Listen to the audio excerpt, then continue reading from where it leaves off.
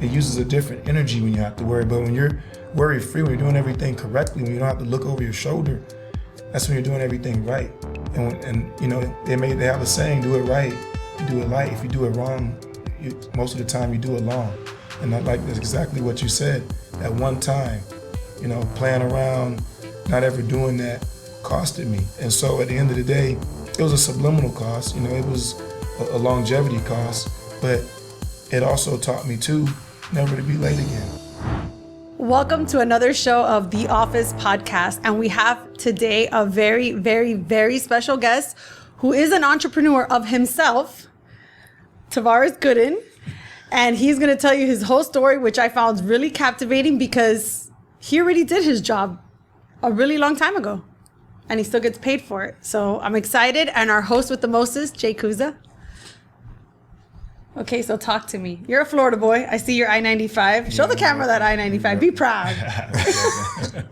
Got the name on the back too. It's real, so the diamonds can breathe. But yeah, like you talked about, job. You know, it started since 10 years old. So a lot of people were playing, they were doing their thing, but there were some guys who were out there working, and I was one of those guys. And it wasn't just football. I did 5 sports in the state of Florida. Football, baseball, basketball, boxing, and track. So wow. I did 5 sports here, well known from Palm Beach to the Keys. You know all the Shulas, know Marino. I went to St. Thomas Aquinas. That was a blessing. So a lot of those things happened, like I said, at a very young age. So now you don't work because you're retired, but you put in the work. Oh yeah, since 10. You know, you can't. And back in those times when I played, I'm 39 now. So back in those times when I played, it was a whole lot different when you talk about sports and commitment and what did you want to be and what did you want to do. Now these kids right now, it's almost like it's just for fun versus when I played, you had to make a weight. You know, you had to be a certain weight. And I remember times, you know, and it was things that I wanted to do. I was never forced, but I remember times where I had to be 20 pounds lighter to make the weight. Like that's a dedication. That means you want that. These kids now don't want it. So when you talk about the old school realm and when we played, from sitting in the car with a garbage bag underneath the sweatsuit with the heater on the sweat, when you're talking about sitting inside the laundry room, chewing gum, spitting all day, drinking laxative, those weren't pushed on me now. But anybody who's an 80s baby, they'll tell you that's what it took to play sports. So sports meant a whole lot more to me than I think it even means to kids these days, my son, my nephew. Like, they're just doing it because they saw us doing it. They think it's cool. But the amount of commitment that was put in, that's why I said I was been working since I was 10, because I could have easily given up and just been somebody who wanted to just take up on school or go to the military or play video games. But I decided, made a conscious effort to put in that work. And nobody made you do that? No. So at 10 years old, you're sitting there going, this is what I want. I want to make it to the NFL. Did you know that at 10? So I was actually a great baseball player. So I could hit a rock with a PVC pipe. And so I could bunt the ball down third baseline. I really wasn't tough, but the way that you gain street cred, it was either selling drugs, having the girls, or being tough. So I knew I wasn't gonna sell drugs. My cousins them wouldn't let me back in those times. Didn't look good at those times. I was called dark skinned and an ugly guy. So I said, I gotta be a tough guy. So that's when I started to box. That's when I started to play football. But first it was football. And I took football on, and I remember getting hit so hard. You had drills back in the days, Oklahoma drills, where you line guys apart and have to get up off their backs, run right into each other. I remember those drills. I sucked at those drills, okay? I wasn't a tough guy. So I ended up quitting the first year. My mother was still alive. I quit the first year. The second year I came back, I was bigger, stronger, more physical. My father, a military guy. My brother, a military guy. My second uncle passed away of cancer. God bless him. He's a military guy. My first uncle, Vietnam. My grandfather, World War II. So wow. I'm like, I got to be a tough guy. So I ended up playing again. And that year I didn't quit because of physicality. I quit because my father had brought me late to one practice, and the coach said he was going to run the crap out of me. And I wasn't gonna run because I was late. I didn't have a means of transportation. I was like, run that 275-pound man. He's the reason I'm late. So I ended up quitting again. And then my third year, like I said, it was extremely tough to even want to try out and make a team in Florida. Like I was out there just now walking in the heat. I go, dude, how did I do this for 21 With all the years gear. here? For 21 years, 5 sports. How did I do this? So go back again. I'll tell you how I did it. A lot of it is I think things happen. Sometimes things happen to people that you can't explain, but you still have to get through those things. Like my mother passing away, so I went back to play. Oh, it's okay. I've learned to grieve with that and accept that as that's what made me who I am. We were watching, Flash, and they were talking about how things that happen in life mold you and build you to who you are right now, and those things kind of happened to me as well. So going back to turning 10. I said, this year I asked my mom I wanted to play, but I think it was like $125 to sign up. My mom's like, hey, man, you're wasting money here, stud. We can pay other bills. We can take you shopping or do something else. And you know what? I told her, I'm going to play this year. I said, I'll rock it out. I said, I'll go through the running. I'll go through the hard hits. I'll go through it all. Just sign me up because I wanted to prove to my father I was tough. Because my brother is Byron Jr. I'm just Tavares, you know what I mean? So I just wanted to get my own name. So I go to play again. I go to try out again. And, I was like, man, this is tough. I was having trouble making the weight. And I remember right before the last game, you have 3 games to make the weight. Right before the last game to make the weight, my mother passed away. And this was before I ever played in a game. So I ate a Snicker bar. I was so depressed. And I ended up not making the weight. And so I had to go to like a higher weight class. So I went from 95 pounds to 105 pounds, which is a big jump. But I was okay with that because I told my mom I wouldn't quit. So that's why I probably chose football out of all the other sports, because I had made a promise to my mother way back when that I wouldn't quit football anymore. And ever since then, I didn't quit. I did what I had to do to get better. And almost like I had an angel watching over me. I was always faster than everybody, bigger than everybody. And then the toughness came in, like I said, with that tragic accident. She had a bad heart, by the way, and that's what caused her. She was on a different list for heart transplants, but never did it. So strong lady. I was told that she didn't want another person's heart inside of her because she was a godly person. And she took me to church Monday through Sunday. So I had no choice. I was there ushering. I had my all white on, passing out the offerings like I was there. So I grew up in the church. And like I said, sometimes you don't see things at that point as being a blessing, but those are the things that mold you, usually in the future. How old were you when she passed? I was 10 years old. Wow. So a lot happened at 10. Yes. And that's why you stuck to football, because you owed it to her. That's what you told her you would do? Absolutely. I said I wasn't going to quit anymore. And I won state championships in track. I've did amateur boxing. I was great in baseball, but football, basketball, I could dunk however you asked me to do it. Me and LeBron came out the same year, so I'm always saying if LeBron can still dunk, I'm gonna continue to be able to dunk. I keep myself in shape. And just why do you keep yourself in such good shape considering you're done? Like you don't like. I don't think anybody's ever finished.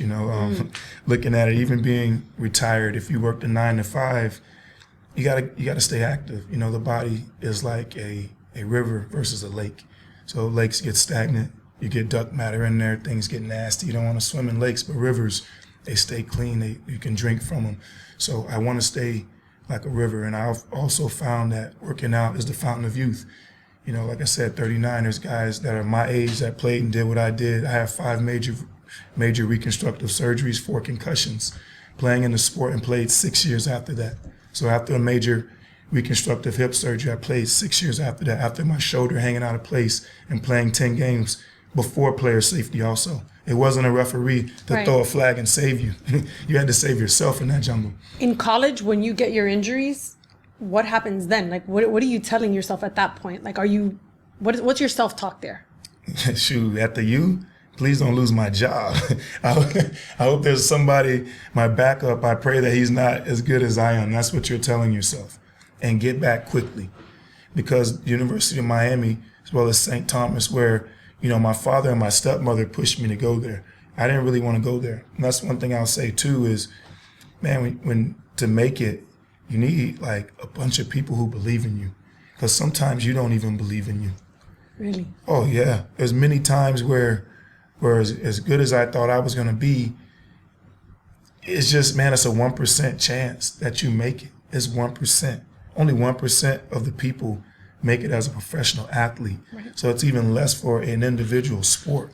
So, I put in my head today that I was going to mention that, and I was going to tell everyone, like, if you're watching this, you're younger, man, you need a team. Don't push those people away. Sometimes people see things in you that you don't even see in yourself. Absolutely. So that was a big deal. Then also, not only that, them seeing that actually put me in a position to be seen by other people that were that I looked up to, that were my idols, that were my role models, that eventually became my peers. I remember going to St. Thomas Aquinas. Michael Irvin went there, Brian Piccolo. I think a few guys went after me, the Bosa brothers. But I was one of the guys who opened up that door at St. Thomas, and I remember going there. But when I went there, being around Don Shula, come on now, that's greatness in this state. That name is greatness. Absolutely. But being around Don Shula, God bless his soul, being around him, watching him come to my track meets, forget football. He came to watch me do track. He had some grandkids out there, and he would always make sure he stopped and said hello to me. And I'm just thinking to myself, my dad loves this guy. I didn't grow up in that era to watch the 72 Dolphins go undefeated. But my dad watched this guy. That's huge. So playing with his grandkids, track and football, that was special. Then being able to be around some of my friends who lived in Hawks Landing, who lived in Weston, these guys would live near all the Dolphin players. And so I got to meet Patrick Surtain and Jason Taylor at a super young age. And these guys are like, dude, you're going to the pros. And here are guys that, like I said, just to hear that makes you, it almost makes you feel like you have to do this. Yeah, because there are people that have done it who are giving you the pass. Yeah, man, it's your time. So I think that's huge. If anybody's watching this, man, listen to those people and don't push people out who want to see you do well. Do you feel you pushed people out at that time? Because, being young and a little rebellious, I don't know if you are, but just curious, like, people are rebellious sometimes. Were you ever? I don't think I could be with my dad, that guy was just, he saw my dad. And that's one thing I'll say, like, I think God puts things in your life and puts people in your life to make you who you're supposed to be. It's called taking care of the sheep. You watch David and Goliath. Mm-hmm. David, he wanted to go ahead and fight right away. He wanted to be the tough guy right away. But God told him, no, you have to take care of the sheep. You have to be a shepherd first. So I think that's what I was. I was a shepherd. I honestly listened. And a lot of the things I didn't want to do, but I saw some of my friends, they had more leeway than I did. And they didn't do the same things I did. And they end up being locked up. They end up going to jail. Like, I'm from here. I'm really from these streets. The place where I lived is called Liberia. I was born in Jackson Memorial Hospital. I grew up in Hollywood over there. It looks totally different now, by the way. I drove by there. I didn't even know how to get back to my dad's house. They got the Dania Point. We call it Danny, so I'm really from it. We don't call it Dania, but they got the Danny Point. They have all this stuff. And I remember you couldn't even get through there. It was just bushes. So to see where it's gone and to see where it's grown, I'm happy that I did listen, because I have friends now that are in this point in their life or a little bit older than me, and they're in trouble. Like, they don't have 401ks saved up. They don't have annuities. They don't have these things. And so at the end of the day, I'm thankful that my father was very strong. I'm thankful that I couldn't do just what I wanted to do, because I know for a fact I wouldn't be in the same position that I was. I always explain this to people, that the fastest way to the point is a straight line. My brother didn't walk the straight line. When you take 4 steps this way, you got to take 4 more that way. And then you could have already had 8 steps this way. Mm-hmm. So you could have already been to your goal. So I learned that from my brother, being in the streets, not really getting his education. I learned to do the opposite. He had to... How much older is he? He's 6 years older than me. So I really got to watch him. I really got to watch somebody who could have been great get that taken away from them, and that sucked, to see that, because he had scholarships everywhere. And Do you feel you owed it to your father for him and you? no, I was just I was myself. I let them be them, Okay. and I was myself. I had coaches that gave me the title of Superman because I high jumped 6'8" at the Disney meet. I threw the shot put and won that and threw it 55, and I threw the discus 190 feet. So, and then I ran the 4x100 meter. And at one point in the track meet, I remember running from the discus pit to the high jump pit because my coach says, hey, can he just jump after he throws the discus? This is the #1 discus thrower in the state. He has our school record. And they go, no. When his name's called over here, he has to be over here high jumping. And when his name called a discus pit, he has to throw. I said, coach, don't worry about it. I got it. And I ran from this corner of the track to the other corner of the track with my 2 different jerseys on. And when I was running in the wind to go over there, I'd high jump, then I run and go throw my discus. I looked like Superman, and they got me, of course, running across the field, switching jerseys, which was a cool moment for me. That's at Walt Disney. It'll forever be in my home state. I'm thankful for all the opportunity. I'm thankful for being born here because, living in Nevada, living out west, the sports in itself is not the same. You don't have parks, you don't have traditions, you don't have regimes, you don't have dynasties there. It's just more or less, you have a kid and you have a school, Bishop Gorman, which is a great school, but not everybody gets to go in there. Like the feeder systems are different in Florida. So this is St. Thomas. This is why you're at St. Thomas. And then, so how did you get to the U? So after my stepmother and my dad pushing me to go to St. Thomas, the University of Miami, to tell you the truth, honestly, the NAI rules, I believe that wasn't out. And I was suspected to be getting stuff from everywhere, which, if you're a dope player 9 times out of 10, you were probably getting some type of assistance. And the school was making it happen their way. And so at the end of the day, I go to Ohio State, and I had silently committed there. You went to Ohio State? So I went there on a visit. Okay. I go there on a visit. Chris Gamble's there. Nate Sally's there, my buddy from St. Thomas. And I go there on a visit. And Trustle's there at the time. And, man, they're just treating me like a king. They have the ice cream that I wanted there. They have everything. My jersey's there. They have all these things for me there. And it's just an amazing trip. So I silently committed. I was like, yeah, I'm going here. I'm coming here. And after I did the silent commit, I get off the plane. As soon as I land, I'm getting blown up. Back then, it wasn't really it wasn't cell phones like it is now. Right. So it took a lot to get a lot of messages. Mm-hmm. Like people had to press 99999 and then hit send to send the message. And I'm getting messages like, bro, you're all in the paper. And that's when I got home, and it says Tavares Gooden silently commits to Ohio State. I go, dude, I thought silent commit means it was silent. I didn't think they were going to tell the world. So sure enough, within that week, I had 4 people come to St. Thomas Aquinas, and they interviewed me and asked me some very difficult questions, and I was very honest with it because I could lose my scholarship. They would also be in the death penalty. And so I answered those questions, and they basically told me that you can't go to Ohio State. If you go to, and this was around the time Maurice Claret was spilling the beans, he was giving all the information. So these guys had records of what Ohio State was doing.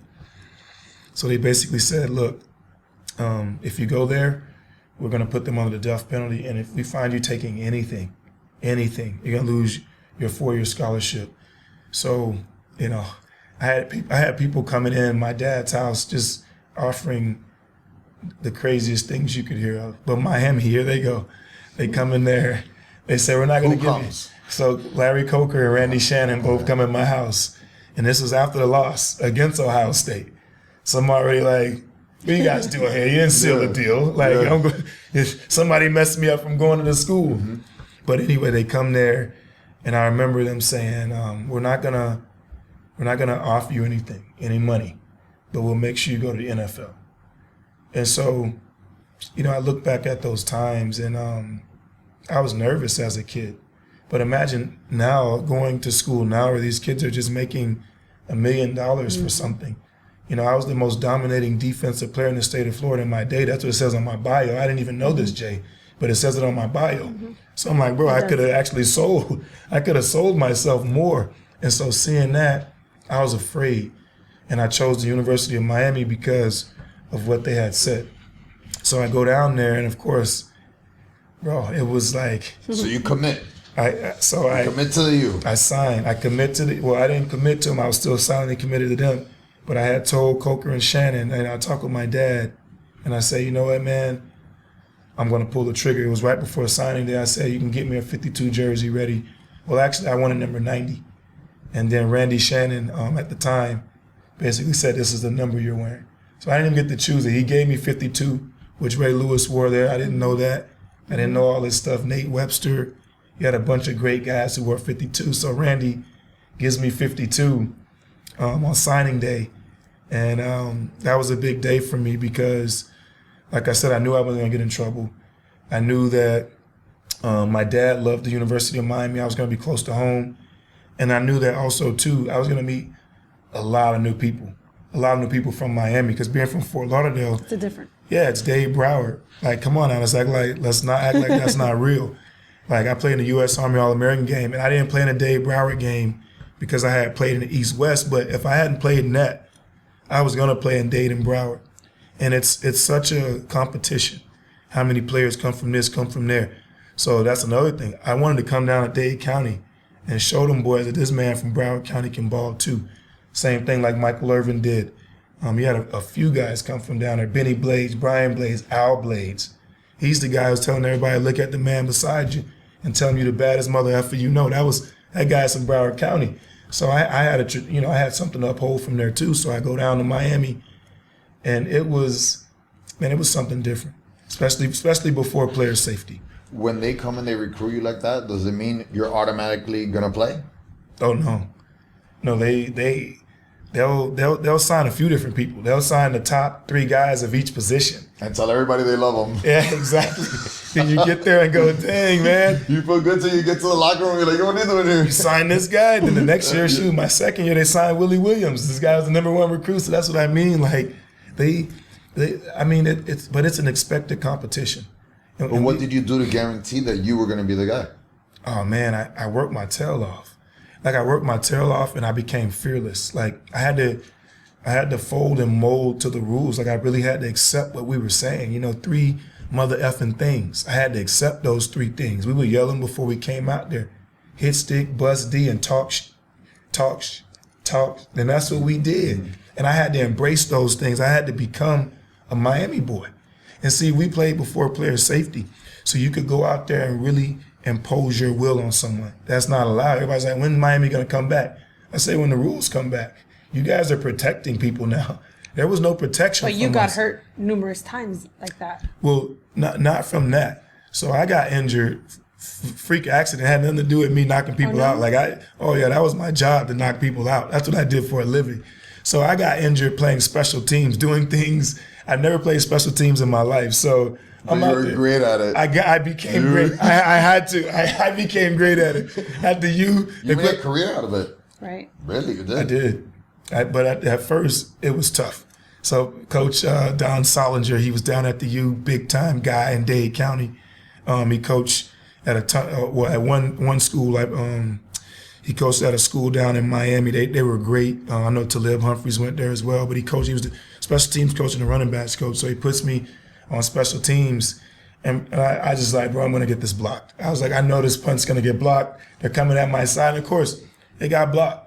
So I go to try to pick it up and run because I'm like, oh, it's my fault. And as I'm going to get it, the guy just pushes me in the back. I land funny. My shoulder pops out of place. It sticks in the ground, pops out of place. So I ended up, they told me, you can play with it. But I say, you know what, man, I don't think I can play with this. Like, dude, people don't know what it feels like to have your shoulder rip out of place. Like, talking about it's fine 1 minute, and then it gets ripped out of place. And then I had to walk across the field, and it was out still. It was sticking out, and they couldn't put it back in on the field, so I had to walk out across the field with it out. And they finally snapped it back in when I got in the locker room. But while I was walking, all the Florida State fans called me everything known to man.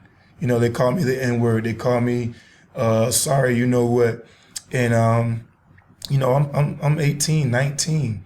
And that's when I knew that, man, it's time to get tough. Like, after I hear these fans talking to a boy like this, but they don't understand that we still kids and they can mold us. That's why here I got a Florida State head with the Grim Reaper holding it. So that's what it meant. From here on out, like, everything started to, and there's a Florida Gator head on there too. The Grim Reaper's holding both of those. And I'm 4-2 against Florida State, and I'm 2-0 against Florida. I got the Florida Cup. That's why I wear this. I see sometimes we losing to Florida and Florida State making a habit out of this. I was like, bro, when did this become a habit? It's a different team. You might go back. Those are our whipping boys. And so, and at the end of the day, I understand, and I was speaking to somebody, and I said, I know that the rules change, and that's why Miami isn't Miami. And that's my whole point of the story is, if we can, let's get back. Everybody's asking, how do we come back? And I made a comment saying we'll come back when the rules change, but we'll come back when we come back. We'll come back when we get back to I formation. We'll come back when we'll get back to fullback sets. We'll come back when we have just a defensive line that we don't need linebackers to blitz, because we just had a 4-man rush and those guys used to get there. And you had great guys like Ed Reed in the back, Sean Taylor, Greg Threet, Merriweather, Kenny Phillips. All these guys made a name because you had a dominant defensive line that you didn't have to blitz your linebackers. So that's when the U will get back. And that's how I got to the U. So after all that, it was me being afraid to make a mistake, because I didn't want to end up like my brother did. My brother having a low GPA and then couldn't go to Michigan, couldn't go into Michigan State. He had to go to College of the Desert because he made a mistake. And then he dropped out of College of the Desert. And my dad said, bro, you're not going to stay here. You're going to the Navy. Yeah. You're not going to go to the Army. That's tough. But you're going to go to the Navy. Because, same thing I'm telling my son. I'm like, hey, man, you're not going to play football. You're going to play baseball. But he still wants to play football. So it's like. Yeah, but your son's a stud. Yeah, I can't. I have to let him do whatever he wants to do. So I'm just like my father when it comes to protecting. But like I said, man, long story short, I chose the U so that way I could stay out of trouble. And I still got into some trouble while I was down there. The 7th Floor Crew, making those rap songs, doing different. It wasn't big trouble, but it was like, contradictive trouble. So, but I love my time down there. It was really an initiation. If you can go down there and survive at the University of Miami before player safety, this is the times when they can cut your hair off. Like now they call it hazing. Hazing. I was like, what is that? What they call it before? Initiating. Yeah. The initiation. And that's what it was. And so they would say right or left. And some people would say right, and they would just cut your whole right eyebrow off. Like, these guys were different. I remember the lights getting cut off, cleats flying by your head, like dudes getting slammed up, dudes getting taped up, thrown in the shower. Like, you really had to earn your keep. So if you could make it out of training camp. This is for football? Oh, yeah. Just to earn the respect of the guys on the team. From the U. You had it, man. The U was, you had some gangsters down there, man. And you're this guy who was like just calm, liked football. You weren't into none. You weren't rowdy. You had to turn that way. You had to become. We even had Greg Olsen turning. Switch. Oh, he has a switch. He's so calm. All of us has that. The Hulk, Superman. Something like that. Yeah, we got to switch, man. And Greg Olsen had. Let's go through the next step of the process. So let's talk about the draft. How did that go? Walk us through your little draft experience. How did that go through? What were you expecting? What were you thinking? What were the? Yeah, was it everything you hoped for? It wasn't everything I hoped for. I felt like I was a really talented player, and I had some injuries happen. I remember one time, I'll tell a story. So I had never been late ever to anything at Miami, and so I decided. Why was that important? Being on time? Oh, Swayze. I want to hear about that. Bro, Swayze. Please tell me about that. Swayze we want to know about time. Swayze would roll you into doing the dark, like spinning on your side. Somebody's rolling you while somebody's walking behind 200 yards back. Call it a do in the dark. So when Swayze said be there if we had the 6 o'clock workout, me had to be 5:45, dressed at 5:45, there waiting for him at 5:45 with the right color tights on underneath your pants. We had green and white and orange tights. He would put up on the board which tights you're supposed to wear. So you couldn't just get there at 6 o'clock. You were late.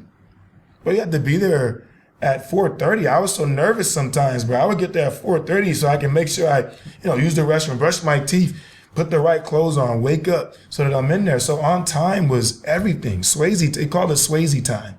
And so you always wanted to be 15 minutes early. Why is that? Why do they want you there 15 minutes early? What's the difference? If you're there by 6, who cares if you're there 15 minutes early? Why? I honestly believe because Swayze felt like he should be waiting on us, not vice versa. You know what I mean? Like, or I'm saying it wrong. Like, we should be waiting on him versus him waiting on us. So that's what I believe Swayze felt like. Swayze's like, dude, you guys are just guppies.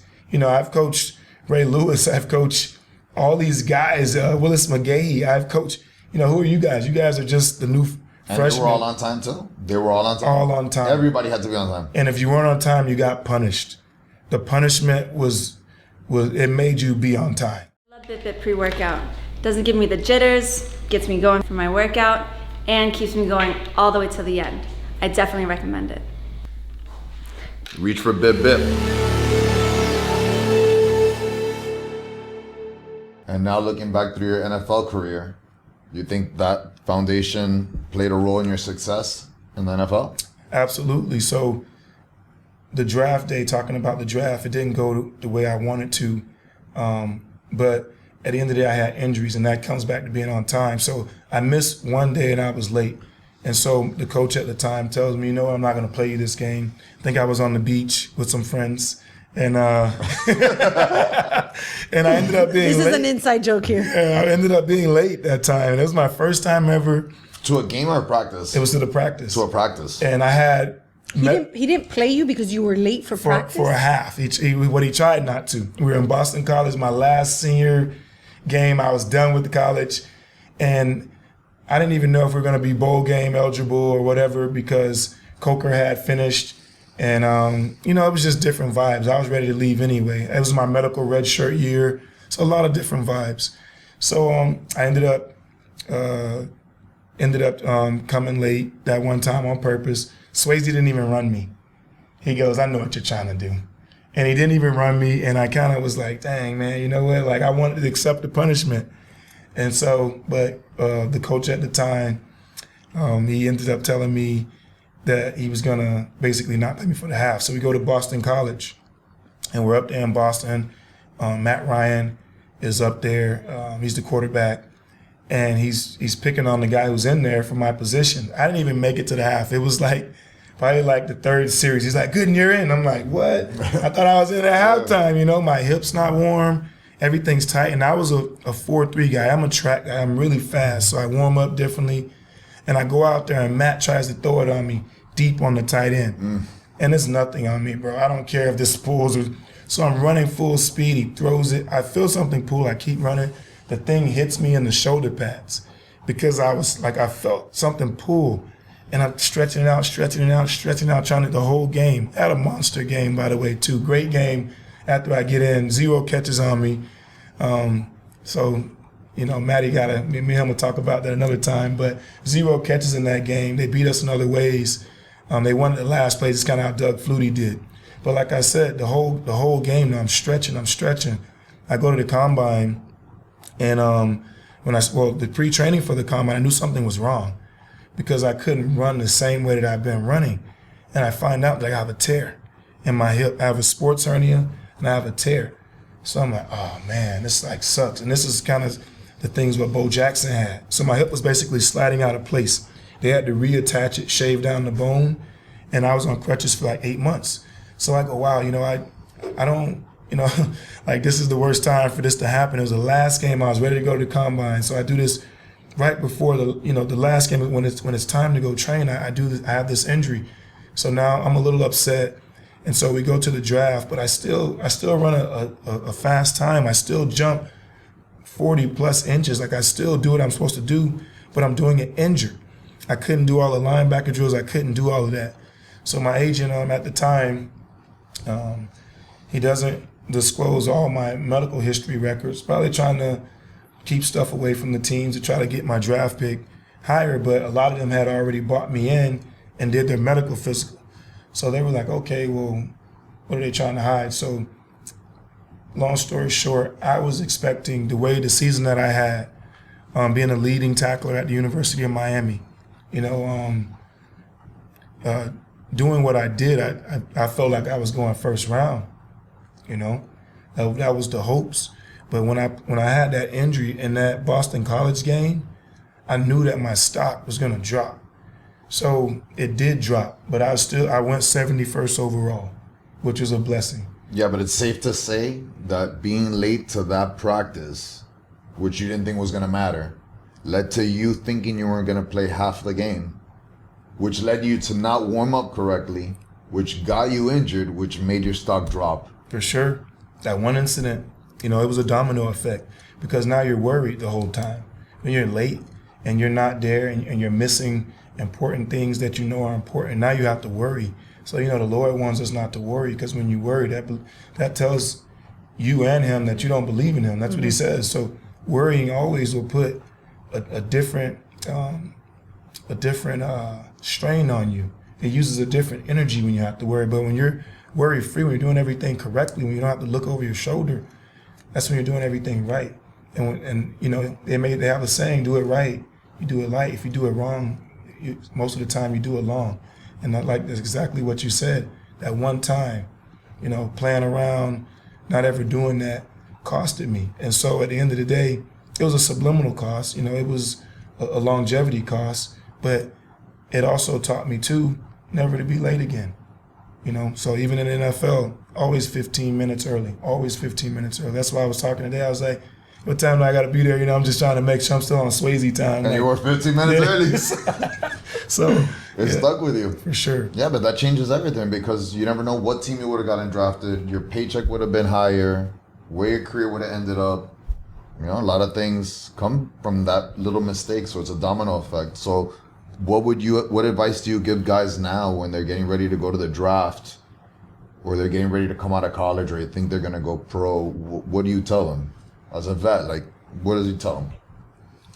First off, you have to work at a uncanny level. Like, you have to work harder than your competition. There's always going to be competition there. You have to be honest. Everybody's like, what's going on? I'm like, dude, every year they get draft picks. Every year they get free agents. Every year they have an opportunity after free agency to sign other free agents. Everybody's team's stacked. The only way to separate yourself is doing things that other people aren't doing things that you've never done. That's how you separate yourself.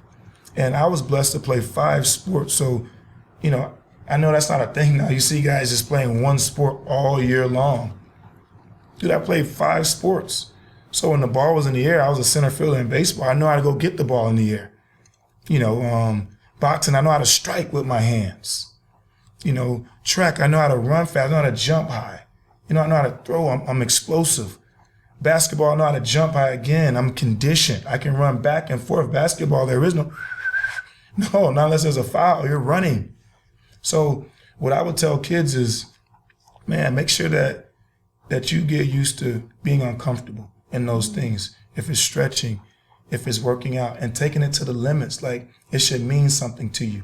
And also listen to people that see things for you, because they understand, man, that, yeah, you might have other opportunities in life, but they see that might be your greatest opportunity in life. It might not be your only, but it's like winning a lottery. If you know somebody's great at picking numbers, you go, hey, man, keep playing the lottery, because you're great at picking numbers. So I would tell the kids, if you have somebody in your corner, and if you don't have somebody in your corner, get somebody in your corner. Like, you got to have people around you. I had you guys around me. I had my father. I remember plenty of times I called you guys when I was at San Francisco. When I left my dad, I would just call people. I want to come home. I want to come home. There's nothing here, T. Good. What are you going to come home to? There's nothing here. I said, man, I don't want to be up here no more. Okay, well, stay there. I was like, yeah, but I want to come home. No, stay there. And that's what you need every day, even if it's that person that does that for you. Because I called every single day. I called somebody from home hoping that they would bail me out. No one's going to bail you out, T. Good. Stay there. What are you going to do here? And that's what you need. You need those type of people in your corner. So that's what I would tell people. Don't just get nice guys around you. Don't get people that won't say anything when you're doing wrong around you. Get somebody who's going to jump in your face, who's going to pull you to the side and let you know, because that's a real family member, somebody who wants you to succeed. Like they talked about haters. Most of those guys, they don't care. They'll let you keep doing what you're doing, keep doing that. But somebody who really loves you, they're going to tell you differently. And that's what I had. I had a group of people around me, and they pushed me. I remember he said, Tiga, just keep playing. We'll get you a fine pot. He was telling me everything because the rules had changed. And I remember just like, man, I can't pay these fines. He's like, bro, you're from here. Just keep playing. And of course, I learned how to play when the new rules changed. It didn't come to that. But that's what you need. That's what I would tell kids is, don't be too prideful to accept information, or at least accept guidance, someone else's input. Yeah, input. Mm-hmm. Support system. For sure. A lot of people don't have that. A lot of people, they want to do it by themselves. I hear people say, I did it by myself. No one in this life made it by themselves. They're lying. Newsflash, they're lying. Everybody here has somebody do something to them, whether it was something that pushed them harder. Sometimes people hurt you and they don't do enough for you, but that pushes you harder. And then you have people the whole way through. Your whole story revolves around people from the beginning all the way to the end. For sure. And nobody does it by themselves. That's what I learned. So even now, I go through this world now, I don't look at myself as somebody who's above anybody or anything like that. I just did what people saw and thought that I could do. And that's the information I will give for any kid to, you can go ahead. You felt that people thought you couldn't do it? That thought that I could do. I did things that people thought that I could and should be doing. Because like I said, you doubt yourself as a kid. There's a lot of times I doubted myself because you quit twice. Right. I stopped playing, when I was younger. I quit, so at that point in time, but then when you have other people looking out saying, man, you can make it. You're going to be all right. You're going to be, you're going to be a stud. That goes a long way for a kid. So you continue to push yourself and you continue to drive. But even throughout that process of going to St. Thomas with my stepmother, like, she didn't have to be that way. She didn't have to make my dad want me to leave the school I was at for a year. She didn't have to do that. So a lot of times we look at things when God's shaking our world apart, he's actually shaking it together. Because I wanted to be Mr. Everything for this school. And I didn't really want to go to St. Thomas. The competition, again, you're afraid. So most people are afraid of competition. But man, what I've learned is you cannot be afraid of competition if you want to grow. Like trees aren't afraid of their competition. They just grow. A tree knows he has another tree next to him, but he doesn't care how big that tree grow. You grow however you want to grow. I'll grow how I want to grow. And I have my own leaves. I have my own branches. So that's what I had to learn, to not be afraid of competition, because within competition, good things grow. Always. It's always good things grow. And I also learned this in life. You need a little bit of crap. Plants, everything grows, sunshine, water, and a little bit of crap, a little fertilizer. So yeah, a little bit of crap helps you too. So the things that you go through, they shouldn't define you. The things that you go to, they should just make you stronger. They should just influence you to be better at whatever you're trying to do. That's amazing. You have a beautiful story. Thank you. Super, super inspiring. Thank you. I have a question. How do you get to the point where you don't work? You just made the right investments? So I'm a vested veteran through the National Football League. So I basically, I have all my accounts with them, but I also got a pension at an earlier age because of the things that I've played, went through, and been through in the National Football League. So I'm basically blessed, and I go under their pension plan at an early age. So, I've been to 2 AFC championships, 2 NFC championships, and a Super Bowl. Amazing. So all the times you chose not to quit paid off. For sure. Even in the league. Because like I said, there was times I wanted to come home, and I had played out my contracts. So when I was with the Ravens, you were renewing almost every year. I played them all out. Towards the end, I signed my first deal with the Ravens. They kind of hit me with some bogus deal. Kept talking to me about trade. And legally, you're not supposed to talk about players about trade. But I was like, hey, if you're going to trade me, I'm fine with that. I'm tired of being baby Ray Lewis. Let me just go somewhere else. I'll go start somewhere else. So as soon as I said I was going to do that, you know, I had the GM. He asked me, so if you're going to play for them for less, you know, would I play for them for less first? And I go, yeah, dude, if you keep saying you want to trade me, so let's go with it. I'm tired of this talk. You know, that's worry again. That's what I'm talking about, the worry. Because I was an unrestricted free agent, and this was after the lockout. So I didn't get a chance to come in and march like we normally do. It was that lockout year, so I didn't get to come back till September, so no deals are made. So there's steadily these couple weeks I'm there talking about this and that, trying to force stuff. So I was like, look, I'll make it easy on you. I'm ready to go. And so he goes, look, if you're going to play for them for less, you're going to play for us for less. Hangs up the trade, cuts off the trade, rips up my 1 point something $1 million contract, and then gives me a $500,000 contract and says you have to sign this.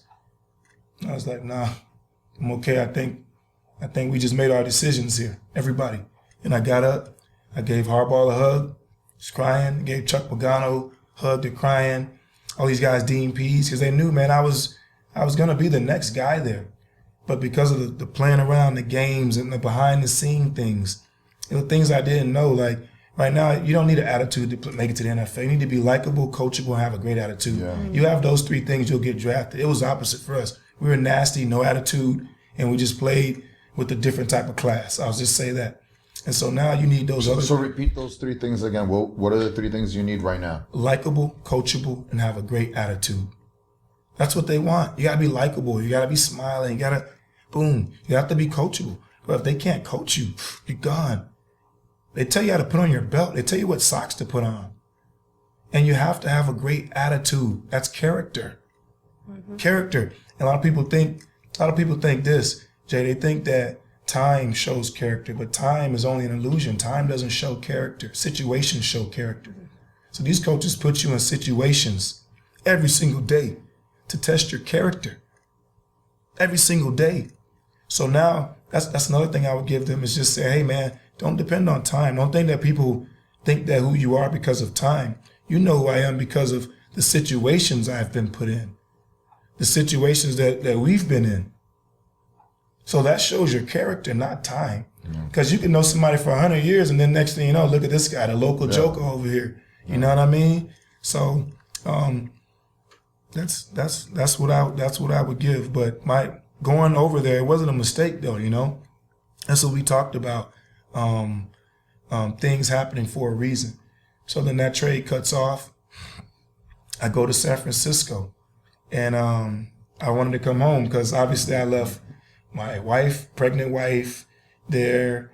Well, she was my fiance at the time. I leave her there. She's pregnant. My 3 dogs. I'm just like, bro, like I have to go to the West Coast without them. All my friends are over here. It was a culture shock. So I get over there, but like I said, I had that strong cast, people to call, people who knew my character, people who saw, dude, you can't come here right now. Like, stay there, trust me, Tiga, like, something's gonna happen. And so all you gotta believe is when somebody's telling you something, I think people don't hear everything, but they hear some things because those messages are from God. Like, all good things come from above. So when some people say certain things, it sticks. And so I ended up staying there, playing special teams, getting better at something I did not like. And next thing you know, they have a saying for, we have a gift.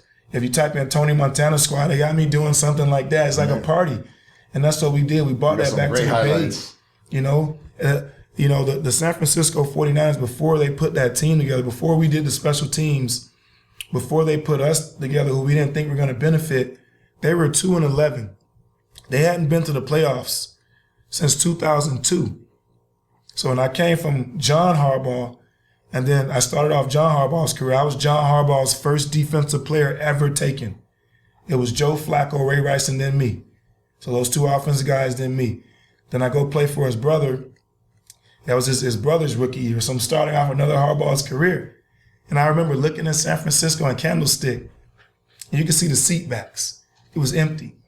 Just like, damn. And I went from, it's getting hotter, you know, Ray Lewis doing his dance, full fire everywhere, to coming to an empty stadium. That was kind of like, I was like, oh man, what are we gonna do? So by the end of that season, we had to get police escorted there. because the fans, it were packed. In my 2 years there, we lost a total of 6 games in the National Football League. Show them the rings. A total of 6 games. And, you know, truth be told, if it wasn't for special teams, you know, if it wasn't for that struggle, you know, I would have had it easy and my name wouldn't have been the same. But to go to a whole nother team, because it's different when you're a draft pick. When you're a draft pick, they baby you. But when you're on the cutting blocks and you go to another team and all the people thinking you sorry over there, but they don't understand the only reason you're over here is because of a bogus deal that happened between the Niners and the Ravens. And so the Niners, after the whole wave wires, and the Ravens told everybody I was injury prone because I did have a shoulder surgery. You remember I came back down to Miami. I was on crutches 8 months with my torn left hip, and I had a sports hernia. So these guys are looking like, you know, maybe he is injury prone. So nobody signed me up out there on wave wires, so nobody paid me that. But then the Niners come, they go, you know what, man? We still want you. We'll give you 150 more than what the Ravens will give you. And at that time, I was like, dude, I just need the money. So I just, excuse me, I just was like, all right, man, I just need the cash. So I ended up playing because I had a kid on the way. And I said, dude, I'm probably going to get cut. I had all type of stuff wrong. Like my shoulder didn't feel good because I had surgery in February. I played 10 games the season before with the Ravens with it out. And we went to the AFC Championship. And I'm dogging everybody. Anthony Fasano with the Dolphins, who didn't sign me, 0 catches. Tony Gonzalez, 0 catches. Bro, I was slapping Ricky Williams. That's my dog. We hung out in Baltimore. But I was running through them. Reggie Bush, running through him. Chasing down Drew Brees. Like I had a monster season with half a body. I never played, except in my years with the Niners, but my years with the Ravens, I never had a complete healthy season. And I still was balling. So to go back there, that's why I really wanted my cash from the Ravens, because I'm like, dude, I bled. I cried. I did all that with you guys last year. And for them to pull that stunt, you know, I backed off. But then the Niners gave me $150K more. And I ended up signing that deal. But during that deal, man, they made me pull my hamstring. You know, I'm sorry, they were pulling my hamstring, testing me, pulling my elbow. And I had pulled my hamstring because I thought I was going to be a Raven. Mm-hmm. I was running down racing Jamil McClain on kickoff. And in that practice, week 1 before the season is when I went to the Niners, I pulled my hamstring. So now I have to sign. And they tell me, they bring me in for all these tests. So they're going to test you. You're a product. Like you say, you're a corporation. You are a business. That was my nickname in high school, the business. So I knew this at a very young age. So they're pulling on my hamstring, pulling on my shoulders. And I'm just holding this in, Jay. Like I just held it in because I had to get this money. I needed it. I said, if I could play for 2 weeks, that's $40,000, you know, after taxes. Before taxes, I think I was making like $48,000, you know, a week. But it gets taxed. It was getting taxed. So I said, I just need 2 game checks so I can kind of maybe move back to Miami, do what I got to do. And within those 2 weeks, I was there. God, again, he's always putting people in my path. All good things come from above. This guy, Ferguson, his sister was at the University of Miami, who was like, she had a big role at the University of Miami with the students in the guidance department. So he's like, oh, I know you're T-Good. Amy talks about you all the time. You can't stay in here. And he made sure that I wouldn't stay in the treatment room. He's like, if you're in here, they're going to cut you. So he got me hooked up with the strength coach. And that's when fitness really became back something that I look forward to, something that I know is the fountain of youth. Like that's when it became a top spot in my life. This guy was named Uyama. Uyama, he walks by me and says, I know Swayze. And when he said that, I knew exactly what he meant. He's like, dog, we're finna work here and I'm finna get you straight. So I stayed in the workout room.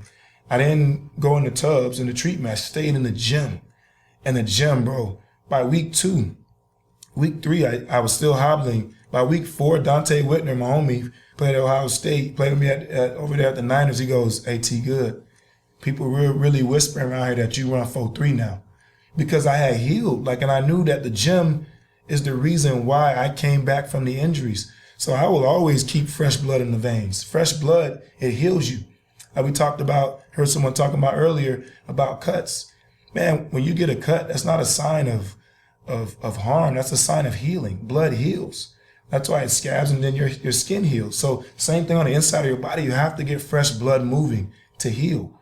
And that's what I did. And when I was in San Francisco, and then, like I said, we went from 2-11, and then me coming there and going to 2 NFC championships and a Super Bowl while I was in San Francisco. So that felt great to bring a dynasty. Like the Tony Montana squad was started. You just had so many things that happened during that time. So also we were the NFC West back-to-back champions. But you got Seattle, you got Arizona, you got the Rams, back-to-back NFC West champions. So we did some things while I was there, and I'll never forget those things. I think they won't let us forget them. We had a reunion. It was last year. We had our 10-year reunion. They brought us all back, and we had a good time down there. So those are the things that you live for. My son, he went on the reunion and cried because he had to leave. I was like, buddy, those are my friends. I said, he's like, I'm going to miss Cowboy. I'm going to miss Patrick. Like, he was with Pete Willis. And I said, buddy, you're going to have your own friends. You're going to have your own dynasty and all that. But I'm glad he got to see that, because when I was playing, I had him when I was going to the Super Bowl, or my lady had him. She had him, but obviously he was born the year going into the Super Bowl. And so he was so young. He has Michael Irvin kissing him on the forehead, all these people. So I kind of felt like I kind of shorted him too. Like I definitely could have probably kept playing a few more years after I played. A lot of my teammates did. But when it's no longer fun to you, they start changing the rules. It got a little different in San Francisco. And so I saluted them and I parted ways. But things happen for a reason. For sure. And you've been able to raise your son. Absolutely. For sure. Retired. Look at how good he is. He's amazing. And that's worth a lot more than another year in the NFL. And a lot of people got to understand, too, it's not about just the teams. Like, people are like, oh, the teams. Like, the teams, that's not who I'm branded by. I'm branded by the Shield, the NFL. Mm-hmm. And that's what it's about. It's about not just your team, but branding yourself to the National Football League, because there's 32 teams. Mm-hmm. And that's what people have to understand. All of them are a collective bargaining agreement. So don't do it for a team. Do it for the Shield. Everything you do. That's beautiful. You have a gorgeous story. Thank you. Really inspiring. What's your future look like? You know what? I'm taking care of my pops. I'm helping out with my father, and I'm hanging out with friends that help me get through it. That's what, every time I come to Miami, I hit Jay up, because these guys helped me through it. There was tough times he had, and I remember the tough times he had. It made me see that, man, like, this man looking at me and telling me he sees me every time. Like, I say, bro, I got to do it for my people. I got to do it for the city. That's when I made this. That's when I made this, when all that deal was going on. Like, I put on for my city. That's why I put on. I put this on because I put on for my city. And like I said, man, in the darkest times, all I need is just a little bit of light to shine through. Absolutely. And I did that for him, and he damn sure did it for me. You know what I'm saying? We're not going to go into the details, but like I said, there was times where I was just nobody, and then they showed me the light, and then they had their trials and tribulations, and then I showed them the light again, and then I had my trials and tribulations, wanting to stop playing and wanting to do that, and then but the support system stays together, and that's what it is. It works off of each other. It's not just one way. For sure. It goes both ways, For sure. I think it's important. He has a great highlight reel. We should add that to the podcast, so I can see some plays and some dances that he has. Some great dance moves. I don't know what's better, the plays or the dance moves, but they're both good. We just put a little bit of both. You have it, right? Yeah. Okay, so we'll send it to Nicole so she can have it. You've been amazing. I really appreciate your story, your everything. I think you said a lot of really great things that I hope the future really listens to you on. Thank you. I want to make sure my kids have to hear this. Yeah. You should bring your kids to play with his son when he's here. Yeah. His son is next time I bring him up. Yeah, for sure. Yeah. He'll be here next. We usually try to come once or twice a year, so awesome. We'll definitely be here. We'll be interviewing him down the road. He's a stud. Yeah? Yeah, he's a stud. Yeah. Do you spend all your time with him? Is that like I know you're taking care of your pops, but... Yeah, great dad. He's with me 100% of the time. But he had a great dad. Yeah. You know what I mean? It's like... The support system. The example was... and around and around. The support system. Beautiful. Then he gets to meet my friends, and he sees what we're about. Last time having I a community. Yeah, for sure. Because guys don't really talk about that. You know what I mean? It's not like a known thing. I didn't expect you to say all that because I was very like, huh. This is the St. Thomas in me. So you're gonna give us the dish, the goods on everything. We appreciate you on the cast. problem. It was Thank you. awesome.